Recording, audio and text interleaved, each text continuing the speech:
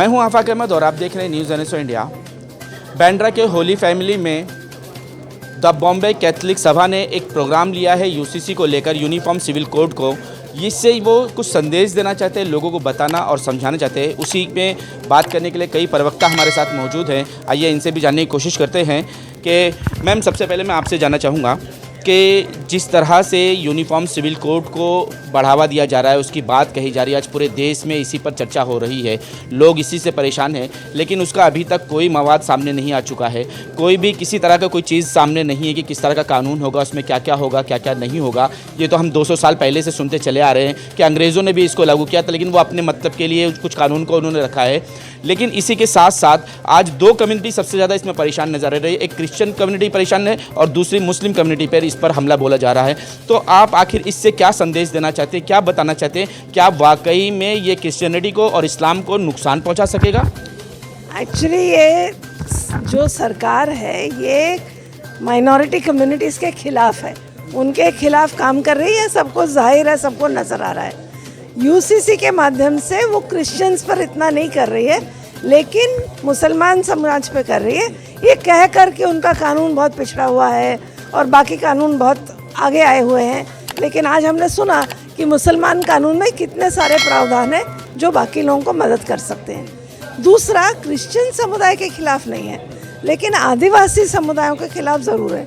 और बहुत सारे आदिवासी समाजों में कुछ हद तक लोग हिंदू बन गए हैं, कुछ हद तक लोग क्रिश्चियन हो गए हैं, कुछ हद तक लोग अपने ही तरीक़ों से जी रहे हैं। तो ये खतरा वहाँ पर ये है कि जब आप संपत्ति का अधिकार एक व्यक्ति को देते हैं, तो जो समुदाय एक तरह से सामूहिक संपत्ति में विश्वास रखते हैं और सामूहिक तरीके से उसको इस्तेमाल करने में विश्वास रखते हैं, उनको लगता है कि हमारा रहने का तरीका भी आप छीन रहे हैं। हम जहाँ बैठे हैं, जहाँ खनिज हैं, जहाँ बाकी संसाधन है, वहाँ से आप हमको हटाना चाहते हैं, हमारी ज़मीन को लेना चाहते हैं, और इसीलिए आप ऐसे आ रहे हैं।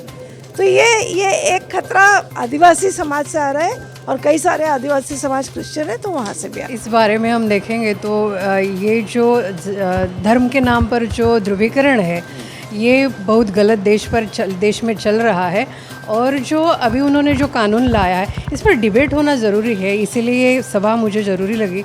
और लेकिन जो तलाक के बारे में देखोगे या हिंदू महिलाओं के बारे में देखेंगे तो हम देखते हैं यहाँ पर बहुत सारा अन्याय अत्याचार हो रहा है। सारे या रेप्स ये है या बिल्किस बानो की ये है, इंडिपेंडेंट डे के दिन में उनके आरोपियों को छोड़ा जाता है, तो रिहा किया जाता है। तो ये सब सारे गलत है। कहने की बात एक और कथनी अलग, ऐसी ये राजनीति में या कानून जो चल रहा है, ये ऐसा मुझे लग रहा है। तो लेकिन लोगों का क्या इस पर असर पड़ता है, इस पर डिबेट सभी जगह होना ज़रूरी है। ये क्या, ये सत्य न्याय पर महिलाओं को न्याय मिलेगा इससे? तो इसलिए ये मुझे लगता है कि डिबेट के बारे में बोल के कानून के बारे में ये कोई महिलाओं को ये राहत मिलने वाली नहीं है। वो अन्याय अत्याचार की राजनीति जो विचारधारा है वही चलने वाली होगी, तो ये महिला इससे छूटेगी नहीं। मैं वही कहना चाह रहा हूँ कि इसमें हिंदू मुस्लिम सबको इफेक्ट पड़ने वाला है इस कानून से, तो सिर्फ मुसलमानों के ऊपर क्यों टारगेट? क्योंकि उनको करना है, मतलब ये तो जाहिर है कि उनका मकसद ही है टारगेट करना, इसीलिए वो कर रहे हैं। ज़रूरत नहीं है। कानून की बात करें तो एक्चुअली मुसलमान कानून में सबसे अच्छी चीज़ है। हाँ, हिंदू कानून जो है वो डॉक्टर अंबेडकर के कारण हिंदू धर्म के हिसाब से थोड़ी है। हिंदू धर्म के हिसाब से अभी बताया कि 7 जन्मों तक आपका रिश्ता रहता है, तो आपको तलाक कैसे मिल सकती है? तो हिंदू कानून के नाम से जो है वो हिंदू प्रथा के अनुसार नहीं है ना। जो प्रथाएं हैं उसमें मुसलमान, क्योंकि इस्लाम एक नया रिलीजन है, वो ज़्यादा मॉडर्न है, वो सोच रहा है इन सब चीज़ों के बारे में, तो उस कानून में जगह है, संपत्ति की जगह है, तलाक की जगह है, ये कहने की जगह है कि आप अपनी पूरी संपत्ति ये विल नहीं कर सकते। बहुत सारी चीज़ें हैं, ये सारी चीज़ें हमको लेना है। हम उल्टा कर रहे हैं, हम दो बातों को उछाल कर कह रहे हैं कि ये इसके कारण ये धर्म पिछड़ा हुआ है, ये लोग पिछड़े हुए हैं और हमको इनको साथ में लाना है और ये हमारे से अलग रहना चाहते हैं। देखो, मुझे लगता है कि ये एक सिर्फ इलेक्शन मुद्दा होता है, ठीक है। अगले साल इलेक्शन है, नहीं हम लोग मीटिंग ले रहे हैं, मतलब अगर लेके आए, अगर कुछ कानून लेके आएंगे तो एक एटलीस्ट एक इन्फॉर्मेशन होना चाहिए ना लोगों के साथ।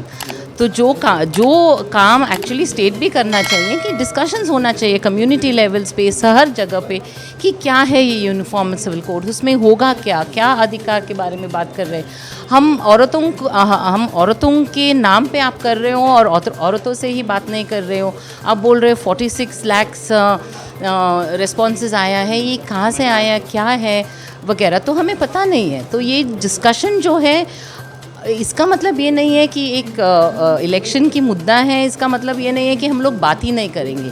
वो एक एंगल से बात कर रहे हैं, तो हमें भी ये एक सिटीजन्स हो के एक रिस्पॉन्सिबिलिटी होता है कि अगर मैं कानून मालूम है और हम लोग लिटिगेशन कर रहे हैं, तो इसका मतलब ये है कि एटलीस्ट कि मेंशन करें कि संविधान में क्या है, उसका क्या उद्देश्य है।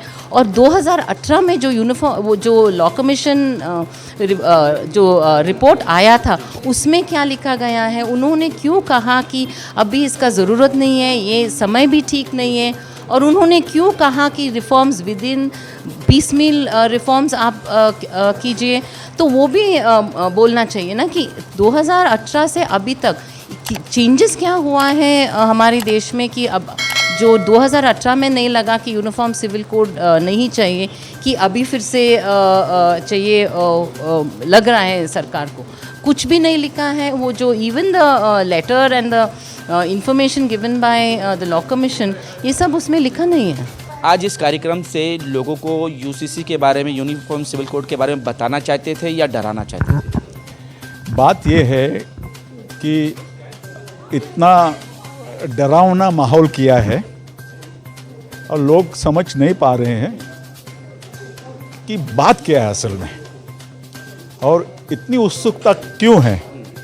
अगर आप बोलते हैं कि पहले ही ऐसे सोचा था कि एक यूनिफॉर्म सिविल कोड होना चाहिए, अभी तो 75 इयर्स के इंडिपेंडेंस के साल पड़ी हुई हैं अपने पास, तो इतना अगर ये होता तो आप मुहिम पहले से क्यों शुरू नहीं की इस पर? क्योंकि ये जो बात है बिटवीन तुम्हारे fundamental rights, your right to your religion और राइट टू पर्सनल लॉस, और कल्चरल जो डाइवर्सिटी है, प्लुरलिज्म है, उसका समझौता ओवरनाइट नहीं होता है। डिस्कशंस खुद कम्युनिटीज़ में होनी चाहिए कि उनको क्या बदलाव लाना चाहिए। कम्युनिटीज़ के थ्रू करेंगे, ये थोकशाही से कुछ नहीं होने वाला है, ये तो नुकसान ही होने वाला है। और एक कोशिश हमारे अंदर से पोलराइजेशन करने की, तो जेंडर जस्टिस या जस्टिस बाजू में रह गया।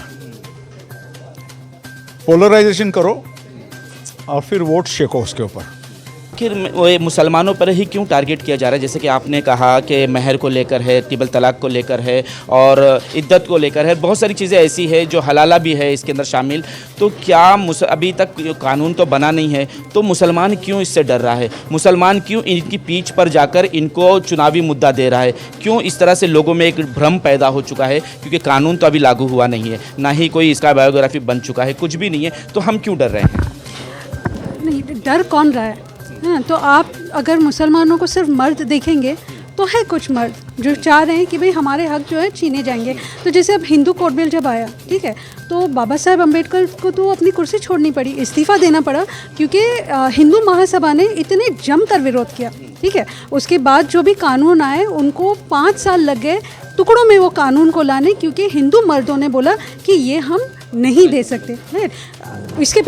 उसके भी पहले 1885 के करीब रुक्माबाई, हमने सुना है बाल गंगाधर तिलक हमारे नेशनलिस्ट, रुक्माबाई को जब एक ऐसे बच्ची उनकी शादी की गई थी और उन्होंने उसका विरोध किया, तो बाल गंगाधर तिलक ने कहा कि ये हिंदू संस्कृति के साथ खिलवाड़ जो हो रहा है ये हम नहीं होने देंगे। तो हिंदू हो या मुसलमान, मर्द जिनको अपना सत्ता दिख रही है कि वो फिसलती जा रही है अपने पैरों से, वो इसका विरोध तो करेंगे ही।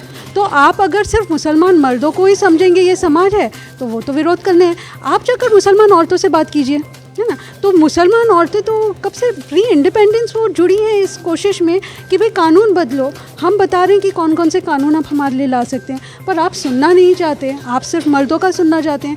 तो बीजेपी भी इस्तेमाल करती है कि मर्दों के डर को वो दिखाती है कि ये कम्युनिटी का डर है। ठीक है। तो वो और उस डर को फिर वो इस तरह से पैकेज करती हैं कि देखो ये कितने पिछड़े लोग हैं। पर जो आज हमने बात की कि इस्लाम और मुस्लिम पर्सनल लॉ इतने सारे हक देता है जो बाकी कम्युनिटीज़ को बहुत फ़ायदेमंद हो सकते हैं। तो जब कॉन्स्टिट्यूशन भी हमारा बना तो ऐसे नहीं ना कि बस बैठे सोचा चलो आज ही कानून वो कानून, बहुत पढ़ाई की गई ना, अलग अलग देशों के कॉन्स्टिट्यूशन को देखा गया, उनमें से क्या अच्छाइयाँ थी वो ली गई और फिर हमारा कॉन्स्टिट्यूशन जो सबसे लंबा कॉन्स्टिट्यूशन कहलाता है वो बना, क्योंकि उसने इतने सारे अलग अलग देशों की अच्छी अच्छी प्रैक्टिसेस को समझकर उसे उतारने की कोशिश किया। उसके बाद साउथ अफ्रीका का बना, उन्होंने भी ये कोशिश की और नई चीज़ें उन्होंने लेकर आई। उसी तरह अभी अगर आज के दौर में हम यूसीसी बना दें तो महिला संगठनाएं कह रहे हैं इसे यूसीसी क्यों कह रहे हो, क्योंकि हम में इतनी विविधता है, तो इसे कहिए कि जेंडर जस्ट कानून कहिए ना, क्योंकि आप चाह रहे हो कि बराबरी आए, तो बराबरी तो जेंडर जस्टिस की है। तो यूनिफॉर्मिटी लाकर क्यों डरा रहे हो लोगों को कि तुम्हारे कानून खारिज हो जाएंगे, तुम्हारी पहचान खारिज हो जाएगी? ऐसा तो नहीं है ना आपका मकसद। आपका मकसद है बराबरी का हक देना, तो उसको रीफ्रेस करो कि ये हम जेंडर जस्टिस दे रहे हैं, और फिर कहाँ का डर?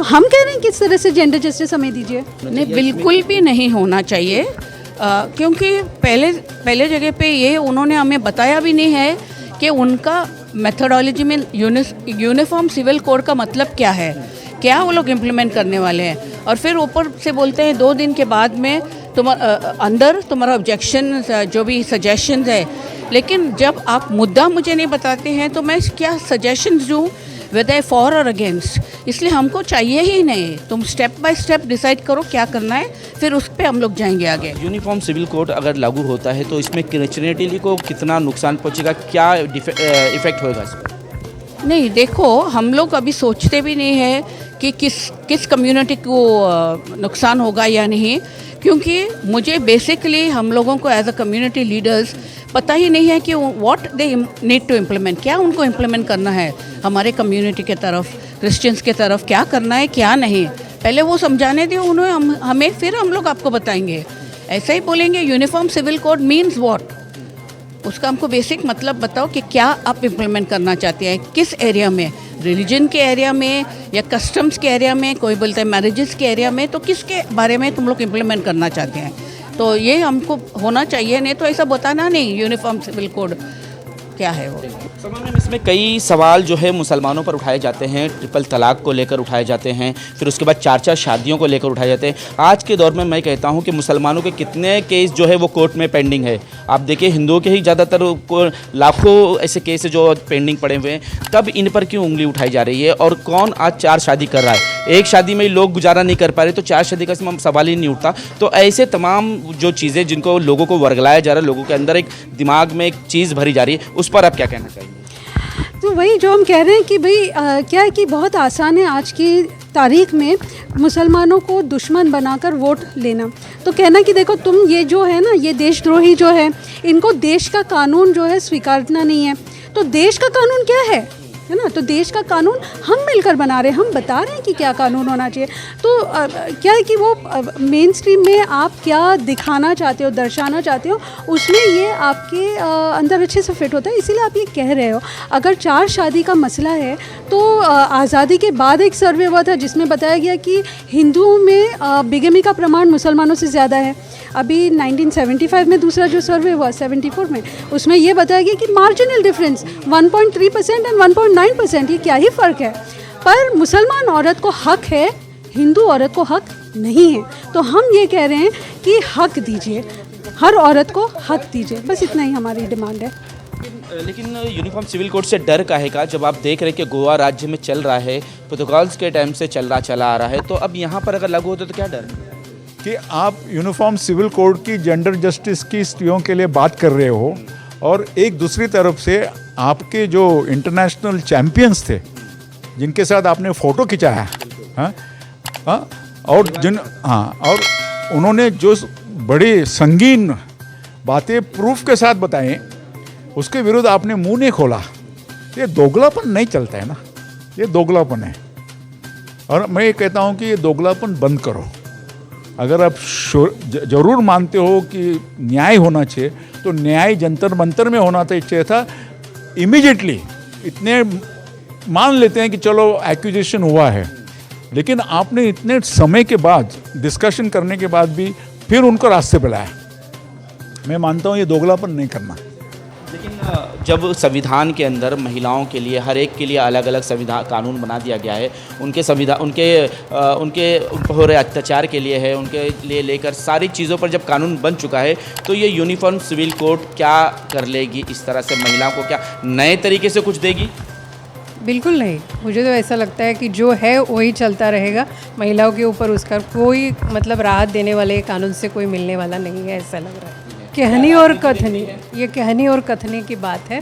कहना अलग, कथनी अलग है। यही मैं इस ढंग से देख रही हूँ। ये बहुत कठिन होने वाला है और अराजकता की तरफ जाने वाली ये कानून को लेकर जाने वाला है, ऐसा मुझे लगता है। तो क्या ये एक चुनावी मुद्दा है कि जब भी चुनाव आएगा एनआरसी को ले आओ, यूसीसी को लेकर आओ और क्या बोलते हैं ट्रिपल तलाक लेकर आओ, फिर या तो फिर जनसंख्या लेकर चले आओ? ज़रूर, मतलब ये तो उनका एक क्या है ना, उनके पास एक बैग है, उसमें वो तय करते हैं अभी चलो अब ये वाला पत्ता फेंक देते हैं, है ना। और चुनाव का मुद्दा ये मुख्य बात है कि आम जनता क्यों इसमें बरगला जाती है। मणिपुर जल रहा है, हमको उसके ऊपर बात नहीं करना है। आप महंगाई की बात तो आप कर ही नहीं सकते, आप सिर्फ यही बात करेंगे जो हम सबको जोड़ती है बातें कि सबके पास नौकरी नहीं है, लेकिन हम नौकरी की बात नहीं करते। महंगाई सबको हो रही है, लेकिन हम उसकी बात नहीं करेंगे। लेकिन क्रिश्चियनिटी में क्या ऐसा प्रॉब्लम आने वाली है कि वो लॉ को चेंज कर देंगे? ये उनको नुकसान पहुंचेगा, क्योंकि गोवा में तो इस तरह के कानून चल ही रहे हैं ना, सिविल कोड। अगर हम लोग नुकसान या प्रॉफिट के बारे में तब बात कर सकते हैं जब हमें मालूम है कि उस कानून में क्या है। आप भी वो जो क्वेश्चन मुझे पूछ रहे हो वो सिर्फ क्रिश्चियन और मुस्लिम का क्यों पूछ रहे हो? मुझे हिंदू का भी पूछो ना, क्योंकि 2018 में लॉ कमीशन ने ये रिपोर्ट दिया है कि आप हिंदू अनडिवाइडेड फैमिली को आप रद्द कर दो, कोपर्सनरी राइट्स को आप रद्द कर दो। तो हमें ये यूसीसी में ये वो कमीशन हमें ये कहना चाहिए या सरकार ये कहना चाहिए कि वो सब आप करने वाले हो, क्या करने वाले हो? We are just reacting in air because we also wonder. See, you should also see, for example, जो मैंने कहा, आपने ट्रिपल तलाक को सुप्रीम कोर्ट ऑलरेडी बैन किए थे, आपने उसको क्रिमिनलाइज किया। जो आप तलाक दे के कुछ होगा नहीं, उस एक्ट को आपने क्रिमिनलाइज किया। तो फिर अगर जब ऐसी सिचुएशन है तो थोड़ा बहुत हमको भी लगेगा कि see as human rights lawyers, as women's rights lawyers, हमें भी ओवर क्रिमिनलाइजेशन नहीं चाहिए। हर एक्ट को आप क्रिमिनलाइज करके आप औरतों की मदद नहीं कर रहे हो। आदमी को जेल भेज के वो औरत को मेंटेनेंस कहाँ से आएगा? तो ये सब जब डिस्कशन नहीं होता है और ये ऐसे कानून लेके आते हो तो फिर आप हमें कैसे पूछ सकते हो कि डर क्यों? डर से अलावा और क्या रहेगा? यही है कि दो कम्युनिटी के अलावा हिंदू कम्युनिटी को भी इसकी तकलीफ पहुंचने वाली है, क्योंकि आज नागालैंड वगैरह जैसे जगह पे भी लोग खड़े हैं, वो कह रहे हैं कि हमें सिविल कोड नहीं चाहिए, यूनिफॉर्म सिविल कोड नहीं चाहिए। तो ऐसे में सिर्फ हम क्यों परेशान हैं, हम क्यों डिबेट ले रहे हैं? सिर्फ हम ही लोग यहाँ हिंदुस्तान में ही क्यों लोग परेशान इस पर हो रहे हैं? नहीं, नागालैंड से भी बहुत सारे कम्युनिटीज़ ने लिखा है और आई थिंक साउथ केरला से भी सब लोग लिख रहे हैं। बहुत सारे विमेंस ऑर्गेनाइजेशंस लिखे हैं। तो जैसे चाइनिका ने भी कहा था कि क्वेयर कम्युनिटी भी लिखे हैं, तो everybody is reacting to it. But जो मीडिया का जो फोकस होता है वो सिर्फ ये दो कम्युनिटी का होता है, because probably you want, as they say, the I balls. ज़्यादातर तो जो है मुस्लिम कम्युनिटी को ही टारगेट किया जा रहा है। एग्जैक्टली। क्या देखते हैं आपको यूनिफॉर्म सिविल कोड जो है ये एक चुनावी मुद्दा है? पोलराइजेशन जो है ना, हर बार एक याद रखो हमेशा कि बार बार जब इलेक्शन राउंड द कॉर्नर आता है तो कुछ ना कुछ षड्यंत्र शुरू हो जाते हैं। तो ये उसी का हिस्सा है। हाँ, अभी क्या तीन चार अभी स्टेट्स आने वाले हैं। तुम्हारा छत्तीसगढ़ है, तेलंगाना है, राजस्थान है, वहाँ इलेक्शंस होने वाले। तो उठाओ, डाइवर्ट करो पब्लिक का माइंड, एक डिबेट चालू करो। और दुख की बात यह है कि खास करके एक मुस्लिम माइनॉरिटी के अगेंस्ट ये जो दोगलापन शुरू किया है कि उनको कॉर्नर में डालो, उनको बोलो इन लोग की सब, इनको दोषी ठहराओ, ये गलत है। बिकॉज कहाँ पे भी देखिए आप, जब माइनॉरिटी को आप दुख में लाते हो ना, देश की प्रगति नहीं होती है। उनको एक्चुअली आप माइनॉरिटी को ज़्यादा सपोर्ट करना चाहिए, because prosperity is linked with all people being happy. तो ये बता रहे थे कि यूनिफॉर्म सिविल कोड जो है वो एक चुनावी मुद्दा है, इसे लेकर लोग परेशान तो हैं, लेकिन जब तक तस्वीर साफ़ नहीं होगी, जब तक ये क्लियर नहीं हो पाएगा कि इस कानून को किस तरह से रिएक्ट किया जाएगा, किस तरह से लागू किया जाएगा, तब तक इस पर सिर्फ डिस्कशन किया जा सकता है, निर्णय नहीं लिया जा सकता है।